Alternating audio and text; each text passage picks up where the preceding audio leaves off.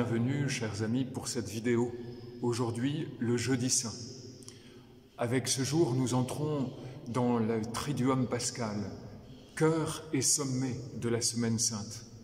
Nous sommes confinés dans nos maisons, certes, mais au large, dans l'amour du cœur de Jésus. En ces jours, la liturgie est d'une grande richesse. Elle est une véritable catéchèse. Lors de la dernière vidéo, le Père Pierre vous a parlé de la messe chrismale. Le missel romain place cette messe le matin du Jeudi Saint, marquant ainsi que le sacerdoce des prêtres qui renouvellent leurs promesses sacerdotales, que les sacrements qui seront bénis, qui seront célébrés avec les huiles bénies lors de cette messe, puisent leur source dans l'unique sacerdoce du Christ dont nous faisons mémoire le Jeudi Saint. Pour permettre aux prêtres de préparer plus sereinement le Triduum pascal, cette messe est avancée au Mardi Saint. Aujourd'hui, nous nous attarderons donc à la messe du soir, c'est-à-dire la messe en mémoire de la scène du Seigneur.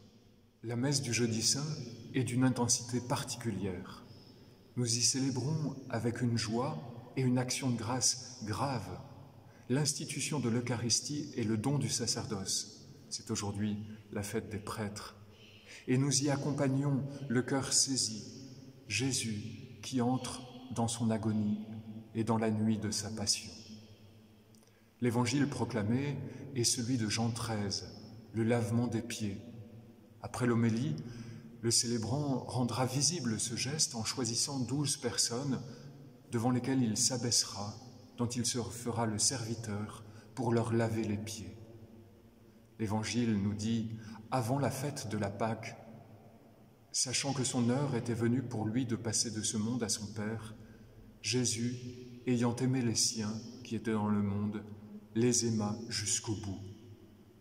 Le sens profond du geste, du lavement des pieds est donné, celui d'un amour qui se donne jusqu'au bout.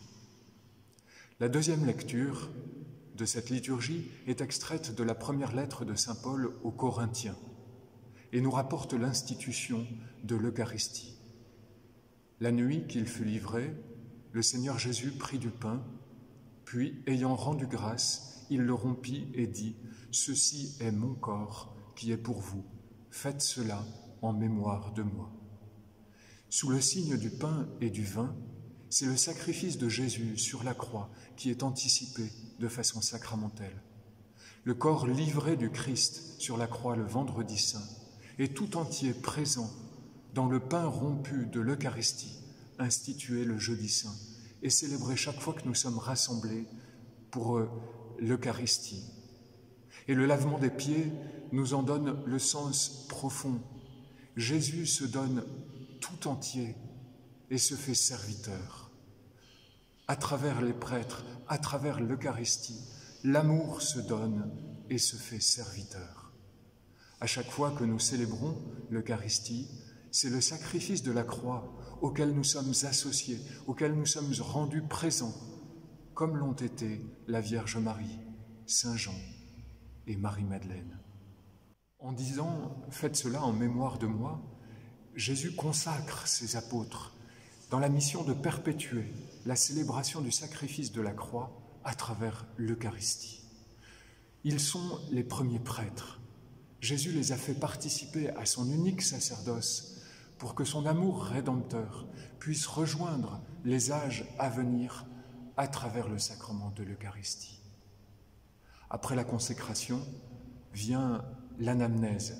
Le prêtre dit « Il est grand le mystère de la foi » et le peuple répond « Nous proclamons ta mort, Seigneur Jésus, nous célébrons ta résurrection et nous attendons ta venue dans la gloire. » La célébration de l'Eucharistie n'est donc pas seulement un sacrement qui nous ramène à un événement passé ou qui nous rend actuel la réception de sa grâce, mais elle nous projette aussi vers la venue en gloire de Jésus, vers ces noces éternelles, vers cette bienheureuse espérance, vers la résurrection de la chair que nous attendons de tout notre cœur.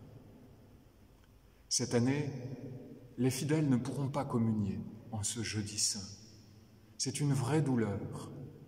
Je vous invite à prier l'acte de consécration, l'acte de communion spirituelle rédigé par notre évêque, retrouvable sur le site du diocèse.